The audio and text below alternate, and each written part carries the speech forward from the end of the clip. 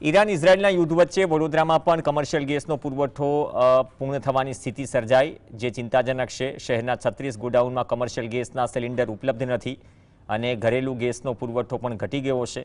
નિઝામપુરામાં આવેલી happy home gas એજન્સીના સંચાલક હિરેન સુખડિયાએ કહ્યું કે ગેસની અછતના કારણે ચિંતાજનક સ્થિતિ ઊભી થઈ છે। હવે ગ્રાહકોને બીજી ગેસની બોટલ લગભગ 25 દિવસ બાદ મળશે। ગ્રાહકોને પેનિક ન થવા તેમજ બ્લેકમાં ગેસનું સિલિન્ડર ન ખરીદવા અપીલ કરી।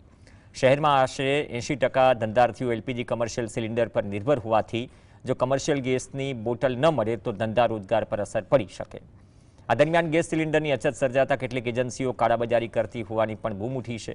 1800 રૂપિયાનો ગેસની બોટલ હાલ 2400 રૂપિયામાં મળી રહી હોવાની ફરિયાદ ઉઠી રહી છે।